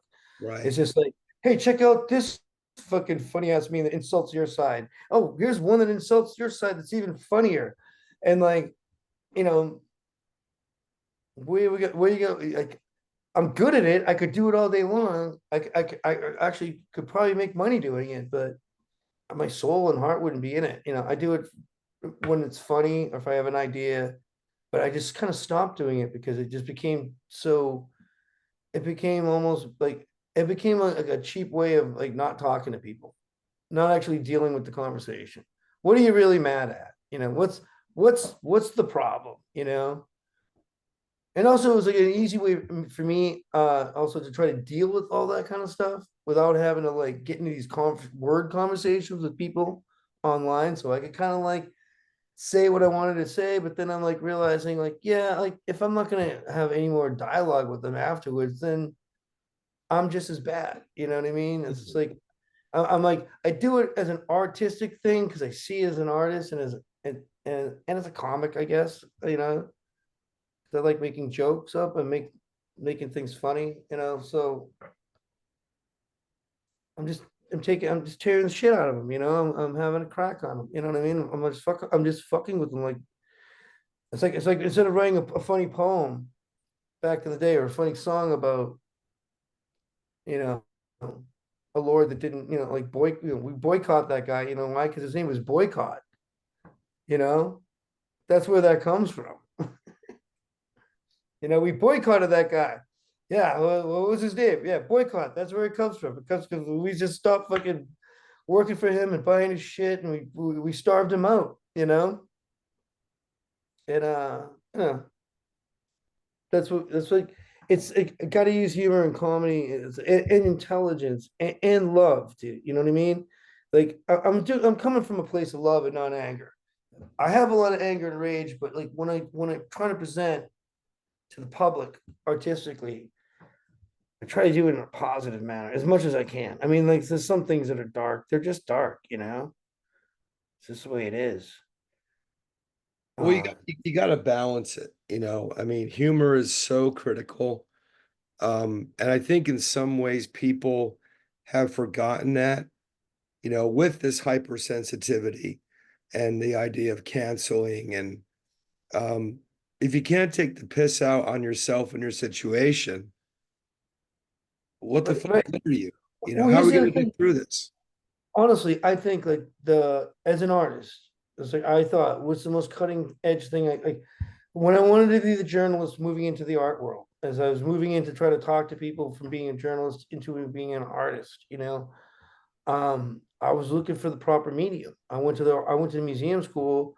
I was doing all sorts of photography and still screening and film and welding and ceramics and like because you could do anything there. So I did, and I got good at doing visual arts. And I had this like I came up with a couple like cool series of works, using like found object sculpture stuff and photography and poetry and like blending it all together. And like none of the teachers had seen this shit before. No one had seen it before. So I'm like, and it was good. And it was blowing up. So when I was doing this kind of thing, I was doing tree at the same time, and I could see tree blowing up. And when you have like a success as an artist at an art gallery, like some rich guy buys your piece, and it's like, but when you have success as a musician and you sing a song that reaches and touches people, people are going fucking shithouse, right? And so I had to figure out at that time if I was going to try to do both or concentrate on one. So I tried to do both for a little bit, and then I realized I had to concentrate on singing to more people than just making art for rich people. You know, I had to sing to everybody and try to get them to go to the art shows. Like I'm having an art show this weekend in my garage. I turned my garage behind my house into an art gallery, the Fort Gallery. We're having a show called Peace Now. It's the only anti-genocide art show in town, Mm, probably in the country that I know. that's fantastic. Peace now, not later. Peace now, not a second later, not another death, not another amputation, not another life lost, and feed the people. Let Mm. the trucks come through. Like the Israelis are out there stopping the trucks. You see the footage of them like ripping the stuff off the trucks. It's crazy. And the soldiers are just standing there. It's like it's got to be stopped. It's mental. Can't like all right. So would you let what happened to the American Indians happen in your lifetime if you could do something about it? Would you let Africans be enslaved in this country in your lifetime if you could do something about it? Right? Would you stop the? Would you stand up against the Nazis? In World War II, if you could, and stop that Holocaust as well? Would you? Could you? Well, we're at that point right now, ladies and gentlemen. We're at a point like, well, what did you do when all that shit was happening? Right. Like, I don't know, I made artwork and didn't argue on the internet and wrote songs and try to inspire people and started all my shows with ceasefire and try to like be a positive influence and a beacon of hope in these fucking incredibly dark times. You know, what else can you do? You know, That's it. That's it, man. And that's if there's a silver lining to any bad situation, it's the fact that the art will thrive. When COVID happened, we're all locked in our homes. I was thinking to myself, this is really fucked up, but the art's gonna be fucking amazing. you know what? I was like, I wasn't making any art. I was, I was getting like, I was doing I had some like silkscreen jobs still going. So I was still printing a little bit, but I was just like, I was out in Worcester and I would just get on my bike and ride out into Worcester, into the city and eat mushrooms and there'd be nobody there. And I guess I did like write songs and stuff, but like, and I did a ton of graffiti. I did like a ton of like graffiti. It's too late to get me now, guys. It's too late. So I'm not telling you what I'm writing, but I just bombed the shit out of that place. And it was like, I loved it. I would go down there, there'd be nobody around. It'd be awesome, you know? I don't really know how to play instruments that well. So I did some art, but like for some reason, I was like locked out. I wasn't feeling inspired to do visual art. I was more on like inspired. Like I went out and explored the whole city, went to all the parks, hung out with all these like all this wildlife came out of the woods. I saw bobcats and stuff. I saw bobcats, baby bobcats, and their mom later, and that was the scary part. I'm like, I wonder if those little cats are still there. Like I heard, I look over and this is like a bobcat, and they're big, and I went away. But it was beautiful. Dude. I was like, dude, I saw deer. I saw these, I felt like I was in an apocalyptic, dystopian world, and instead of like writing about it or making paintings about it, I just went out and lived it. You know what I mean? My wife would be like, "What are you doing?" I'm like, "I'm gonna go ride my bike." She's like, "Don't eat too many mushrooms." I'm like, "What?"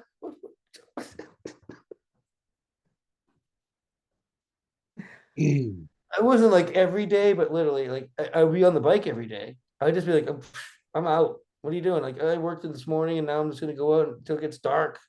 Mm. I don't get hurt. Like, I don't see anybody. Like, it's just awesome. The only people I saw were homeless people and they hung out. They were cool. How you guys making out? We're making out. There's a whole tent that was feeding them. They were all set. They could have stayed and they had places they could stay. I'm like, why stay in there? We're gonna get sick. Right. Like, and it was like April, I think. March or April. April, I say. So the weather was fine. I would bring them food sometimes. But actually I would bring them beer because they drank beer. Yeah. Um, but yeah, dude, it was like it was funny also to me how so many people freaked out that they couldn't do stuff. And I'm like, you fucking pricks don't do stuff anyways. I can't go to the Yes. show. Like, what are you talking about? You don't go to the shows Yes. anyway. What are you Uh-huh. talking? Fuck you. Like, oh, A hundred that was a percent. little bit of a like that was a little aggravating, I gotta say. Yeah. Because I'd be like, because everyone's on the internet, and I'd be like, you don't go to shows. I invite you to shows all the time. Stop complaining. Yep. You You're right. know, 100%. it's like, what's going on? And then I'm like, oh, I can't wait till like we can start playing shows again. We'll see you there. No. Here's what I think we should have learned though from the COVID thing is when everybody was doing the live feed shows, right? And you could pay a couple bucks to see the live feed, and it's just like seeing the show. They should still be doing that everywhere, Mm. right? So like people that can't go to the show can see the live feed of the show, pay to see it, Yeah. support the band that way, Right. right? Especially with all these fucking festivals going on 3,000 miles away, or not even that, No, but but you want to see, I want to see a band in a club, not a big giant festival stand. It's sounding like shit, you know? I mean, festivals are for drugs, man. Come on, who gives a fuck? It's not for fucking like, how good it sounds. It doesn't sound usually that good. I mean, Like, I'm not a big festival fan anyway, just because I never end up seeing any of the fucking bands ever at a festival because you're too busy running into people or waiting in line for a $6 bottle of water, so you end you up know, missing fucking everybody anyway. you can't roll like a civilian. Hey, Easy Kill. That's my cat. It's Easy Kill. Easy Kill. Dude, I was at the Woodstock that turned into a riot. I Hmm. went out, I hitchhiked out there by myself, got picked up, hitchhiked by these kids. And like I got three rides, and I got right there. And by the time I got like I had a 30 pack of beer, a backpack, and a tent and some water. And I didn't know where the front gate was. And I'm just walking and I'm walking and I'm on the tarmac, and there's all these people camped out everywhere. And I'm like, where the fuck is I'm like, hey, where's Woodstock? And the guy's like, you're in it, man. And I'm like, really? Where's the like where happened to the front gate? Like, oh, they got rid of those things like yesterday. And I'm like, it's Saturday morning, you know what I mean? So there's like no front gate. There was like no tickets. I didn't pay a ticket. I just walked in. You know that crazy documentary that they had that came out that people were like kind of like, I'm in it. Oh yeah. I'm in it. Yeah, in front of my tent with the spray painted tree thing on a. I did on a yeah. I'm in it. It's fucking funny. But I went to it. I got an all access press pass. Mm. So I was backstage hanging out and doing whenever I wanted. Was like did whatever I wanted. And when the riot broke out, I was with a bunch of press people, and we went backstage to BCN, and like, dude, we're in it, and like we went backstage, and then I got bored, and I'm like, I'm out of here. Like, where are you gonna go? And I'm like, I'm gonna go back out there. And by the time I went, so I took their beer and all of their beer too. I took all their beer. I'm like, you guys won't be needing this. And I went out, and I was like between the police line and the stage, and it was like this huge area of just darkness and empty shit and just bottles and shit everywhere. And the police line was like way that way.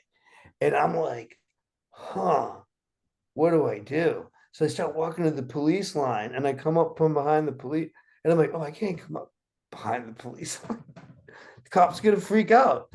So I had to outflank, and then like, I was coming up to the police line, and all of a sudden these more cops come running up behind me, and I'm like, oh, I'm fucked. So then I was like, oh, I just laid down on the ground amongst all the other rubble and just blended in, and they ran right by me.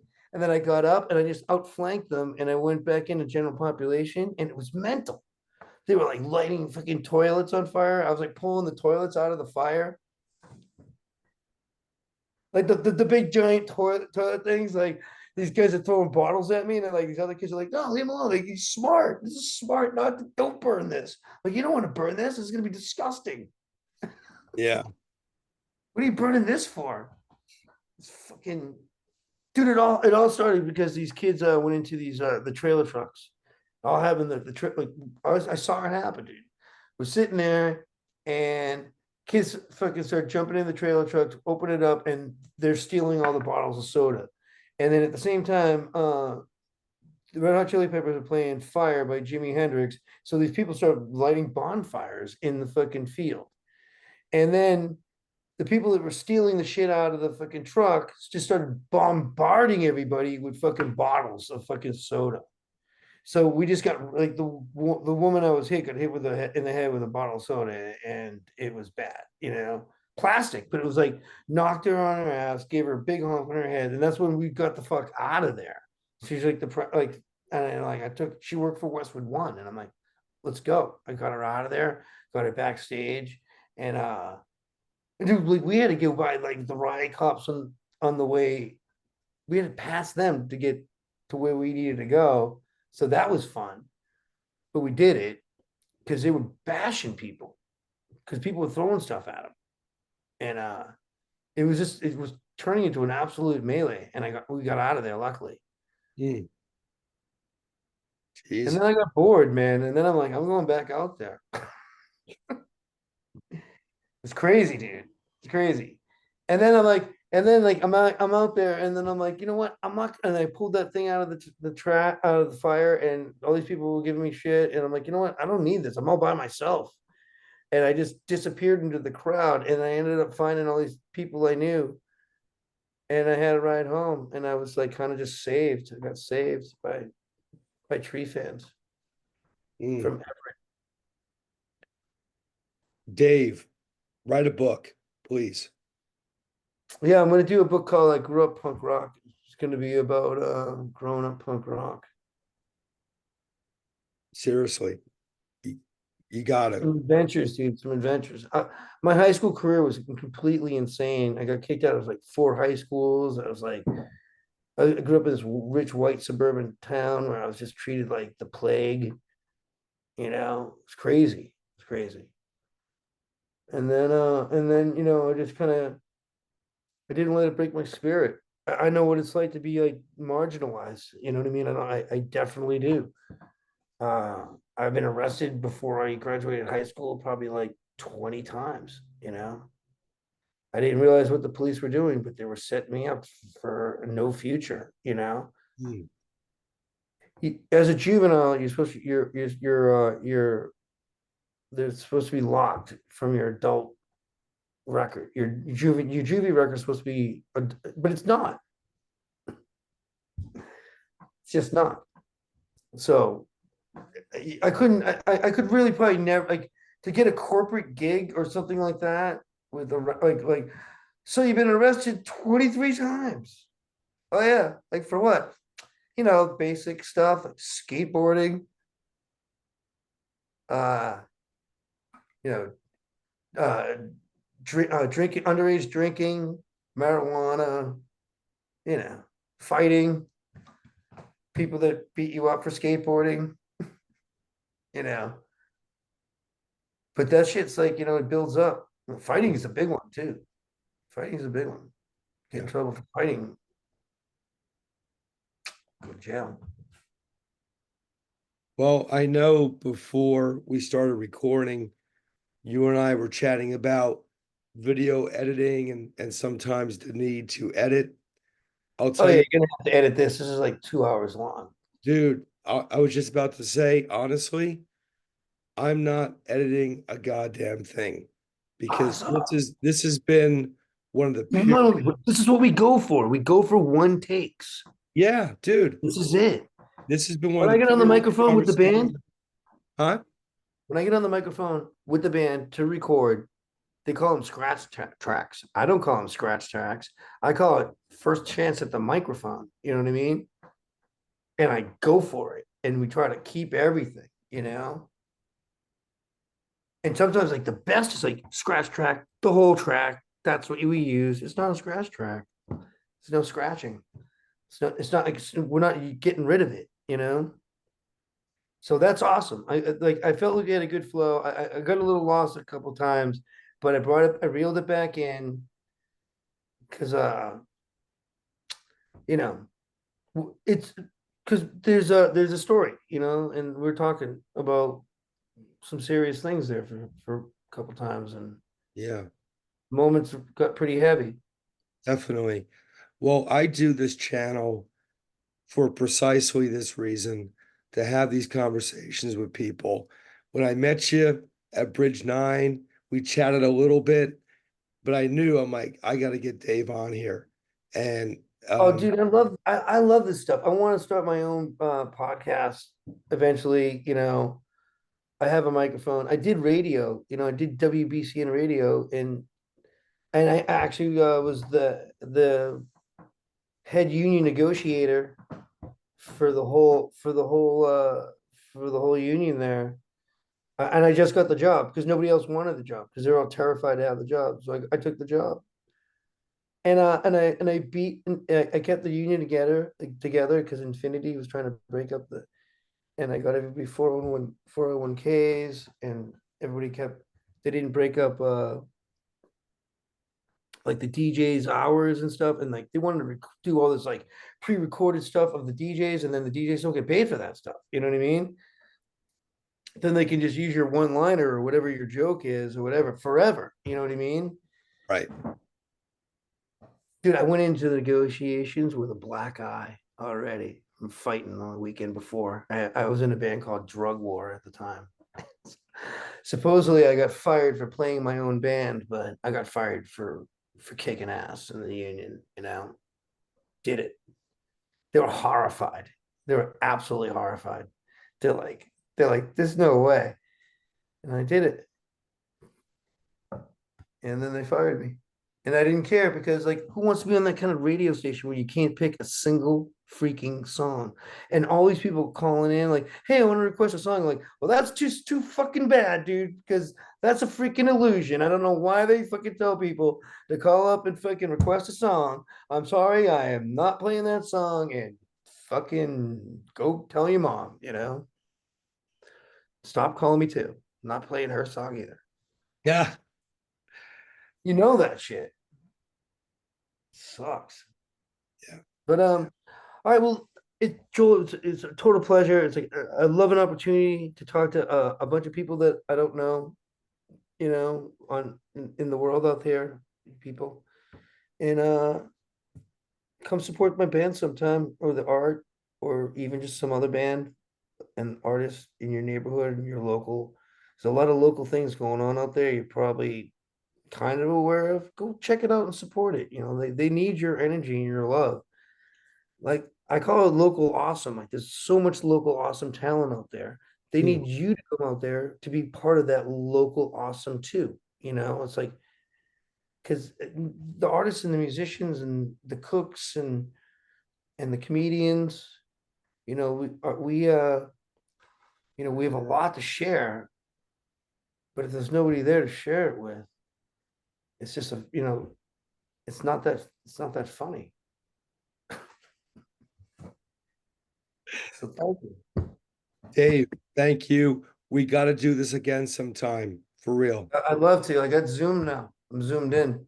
Right on. All right. Thanks, Joel. I'll see you What in a a couple pleasure. weeks. I'll see Okay. you soon. All right, cool. Thank Thanks. you. Bye, everybody.